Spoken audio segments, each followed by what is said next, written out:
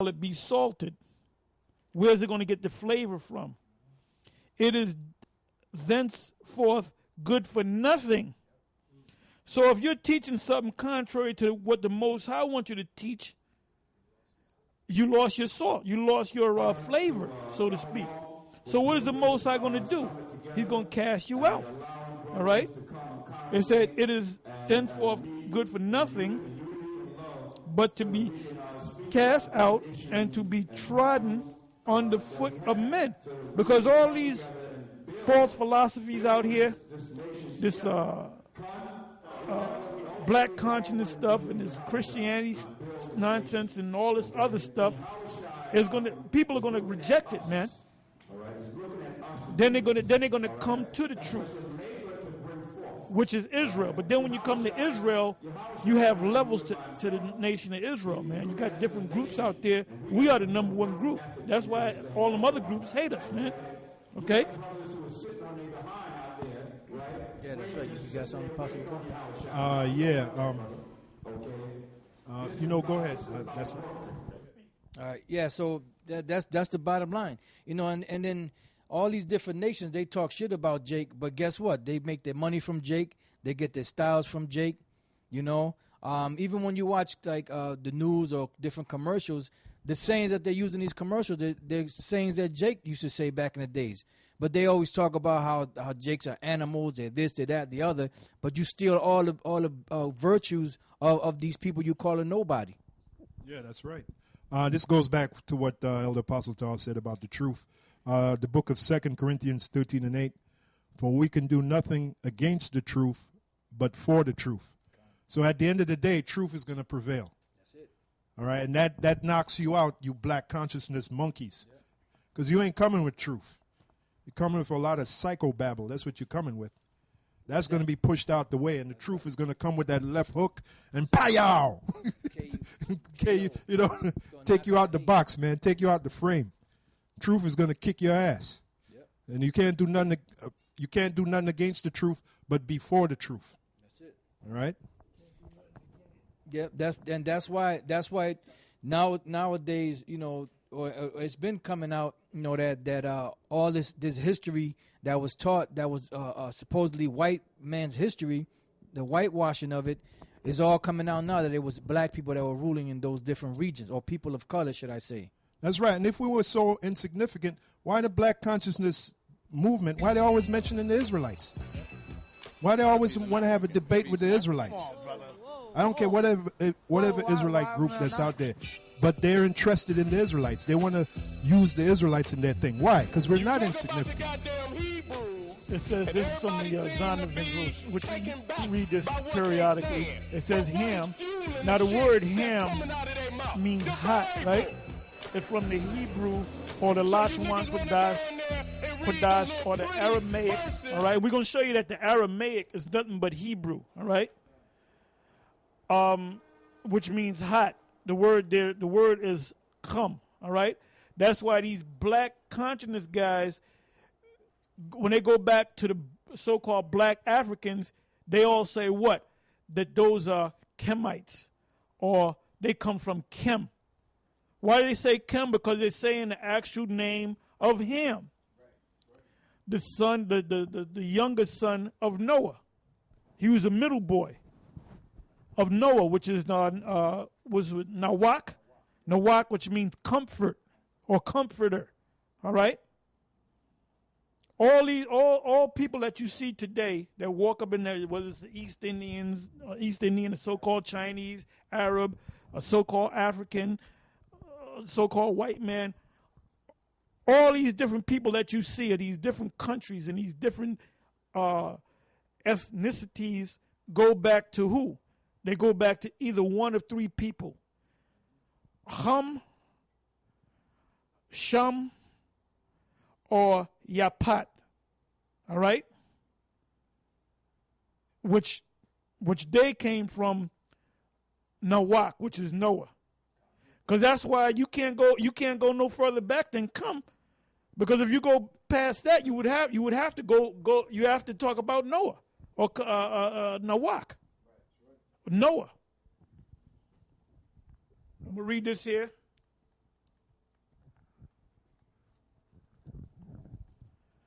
Ham, Chum, perhaps Hot, the youngest son of Noah, born probably about 96 years before the flood, and one of 8 persons to live through the flood, he became the progenitor of the dark races. Now you notice it says not the Negroes. These scholars that put this book together, these writers that put this book together, they said not the Negroes. Then they go on to say, but the Egyptians, which are the actual name of the Egypt is a Greek term. When the Greeks took them over, the Greeks named that Egypt. All right, Egyptus. Ethiopians, another Greek term, which means burnt faces. When you look it up, Libyans, all right, and Canaanites. Now they kept the word Canaan because that was one of the actual sons. It says he became the progenitor of the dark races, not the Negroes, but the Egyptians, Ethiopians, Libyans, and Canaanites. Why did they exclude the Negroes? And they don't tell you who the Negroes are because they know who the Negroes are, but they're not going to tell you who the Negroes are. Indirectly, they're telling you right there who they are, you know. But, you know, like I said, you know, all people of color are not the same people. You know, you have to differentiate because the Elamites or the East Indians, they're dark-skinned. You know, you had the original Iranians, the Persians, they were dark-skinned, you know, which are the same as the Elamites. You know, you had the Hamites, you know, of course, they're dark-skinned. You had the sons of Japhet, they were people of color. You know, then you had the only people that were different were the Edomites, so-called white people. Those are the ones that had the different color, different texture, you know, of whatever. And that's the reason why when they came into power, they had to change everything around and turn everything upside down, you know, because they were coming back into power. That's why they named that period when they started coming back into power the Renaissance, which the word Renaissance means rebirth. You know, the word Renaissance means rebirth. You know, why was it known as a rebirth? Because that was them coming back into power. You know, so they had to reestablish themselves, or should I say, because they did have kings going back during the time of King David and them. They did have, after they revolted against King David, they had kings that ruled, you know, but when they fell and were put into that obscurity for a period of 1,000 years, they had to reestablish themselves. And that's why they did what they did. You know, you have a term called iconoclasm, you know, and the term iconoclasm basically means the defacing of an image. And that's what they did all throughout Europe. You know, and that's why you look at those pictures now. And then when you look at the pictures, the old pictures, you could see the features, but then you could see that it was whitewashed. It was painted over. You know, but then the newer pictures from the Renaissance, you could see that they were just straight up lily white crackers, you know, because they had to change the whole face of the world, because how can they rule in a world that was ruled by black people? People would not respect them. You know, that's why even my man Gamal Abdel Nasser said, look, I can't respect those Jews. He said this back in 1956, I believe. He said, you came out of Israel black, and then how are you going to return white? Because they knew. Yeah, even in Yahoo, they asked that question. Why do scholars say, this is from Yahoo Answers, why do scholars say Negroes are not African? And usually they have a best answer, you know, to the question. And when you read the best answer, I just go right to the point. It says that's how the so-called byword Negroes got into the continent of Africa. Our ancestors were thrown out of Jerusalem where they originally lived. So the answer is no, you know. So-called Negroes are not African. They're actually from Israel, from the land of Israel. And even in this blog, that's written there. So basically what that's showing is the truth is getting out. You know, the truth is getting out, man. Hey, the scriptures say the glory of the Lord shall cover the earth like the waters, you know. So the glory of the Lord is this truth. Once again, going back to the truth. And you can't stop it. The truth is a juggernaut that mows through everything, and you can't stop it, man. You can do nothing against the truth but be for the truth. You know, that's pretty much it. Yeah, Khan. You know, and now when the Roman Empire was in power, it was ruled by them so-called white Caesars, them Edomite Caesars. But eventually, in process of time, through generals that they had in the military, the Praetorian Guards, so-called black Praetorian Guards, generals, commanders, centurions, that were in the military, and some entered into the Senate. After a period of time, those white rulers were pretty much taken down, and the so-called black man was starting to rule throughout Europe. That's where you get that transition from. And one of the first ones that really, well, actually, Marcus Aurelius, Apostle Todd did he called in the live show last week, and he did a segment on Marcus Aurelius and Commodus, and you look at certain pictures of them, you can see that they were so-called black men, Israelites, and then after that, the rest of those, the majority of those emperors coming in, and later on in history, all of them, they were all so-called black. They came into power. So you have so-called Negroes that ruled in England. You had so-called Negroes that ruled in Germany. You had so-called Negroes that ruled in Spain and all throughout Europe and Asia. But the problem is that you're not being taught this in the schools because they don't want you to know about that history. It's bad enough right now. They're trying to get rid of they're trying to get rid of slavery out of the history books because it's a sting to them. It's an offense. It's an embarrassment because they know what they did was wicked. That's why they're trying to take that out, and that's why they're not trying to let you know the real history of what was going on in the world. I got a quick precept here. This is Job 13:4. It says, "But ye are forgers of lies. You are all physicians of no value." Because that's what they do. They forge lies. They come up with lies on the wing. They're taught if the truth comes out, you have a term called plausible deniability. You're supposed to deny it at all costs. Act stupid. Act like you don't know what they're talking about. And that's what they do. Whenever you hit them with the facts, they act like that you didn't even say anything. Yeah, that's a technique that Esau uses. I got an account for you. This is from a website entitled Rasta Live Wire. And it says, the black emperors of Rome. Roman Emperor Caracalla. Okay, Lucius Septimius Bassianus, commonly known as Caracalla, was a black Roman emperor who ruled from 211 to 217 AD. Caracalla was the eldest son of Septimius Severus, the first black African-born emperor of Rome. But before Septimius Severus, there had been another Roman-born black emperors, or there had been other Roman-born black emperors of Rome. This story of the other black emperors of Rome will be exploited in another write-up, but for now we focus on Caracalla. So basically on this site they're focusing on the emperor Caracalla, which you're looking at his picture now, and you can clearly see he's a so-called black man. All right, and his father was Septimius Severus. So what does that make his father? All right, and by the way, it says, unlike his father, Septimius Severus, Caracalla was born and raised in Italy. I thought they had no blacks in Italy. Some guys believe that. That's why they want to cling to that old wives' tale of Cornelius being an Edomite, because there simply was no blacks in Italy. They say Cornelius was of the Italian band. Yeah. So that makes him that makes him an Edomite.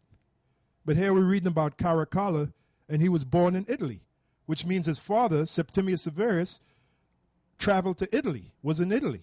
Yep. All right? Which proves that Israel was down there, because this is further in the future after Yahushua came and went. This is further in the future. During that time when Paul was the apostle, he that was around the time when Claudius expelled Israel out of Rome. Yeah, and last week it was Elder Apostle Tar brought out the reasons why they were expelled from Rome, their expulsion from Rome, is because they were raised in hell, man. They were raised in hell in the Roman Empire. Yeah, I looked up Vitellius, right? He's one of the four rulers. If you type in, go to Google and put the year of the four Caesars, Right. he was one of them, right? Con. Now that was during the time. Well, this is before Titus. This is before they besieged Jerusalem, and he was one of the four that died. Got killed at an early age. Like he didn't rule. Like I said, there were four emperors, four Caesars, inside of a year, or a little bit more than a year.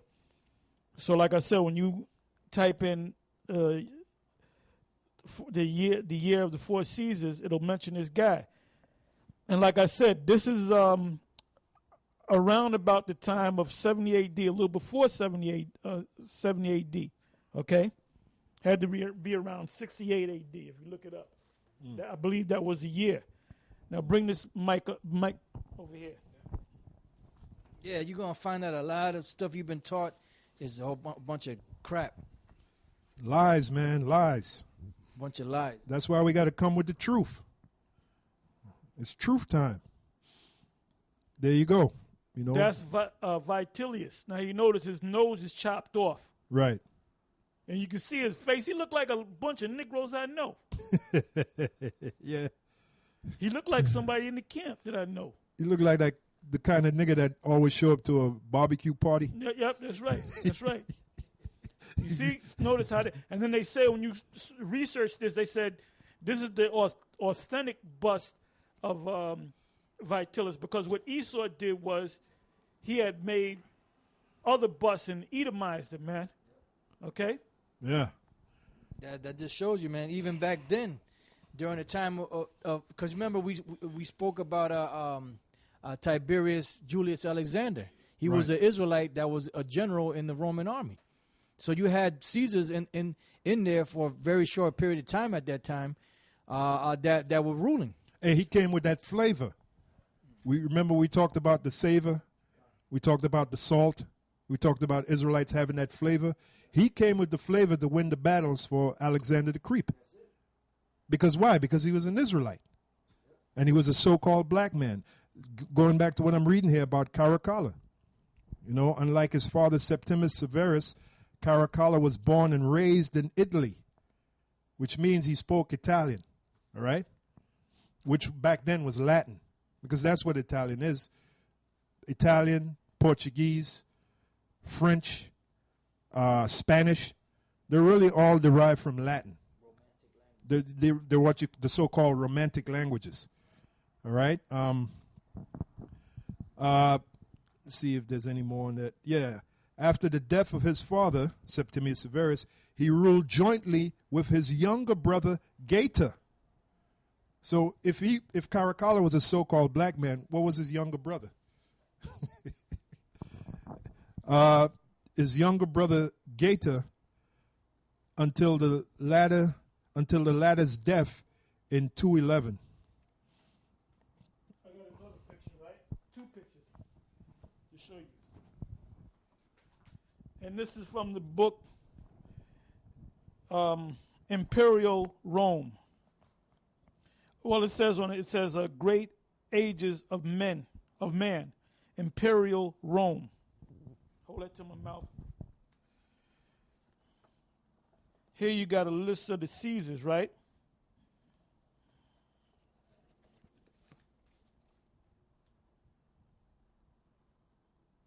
You'll see it in post-production. The men who ruled the empire, right?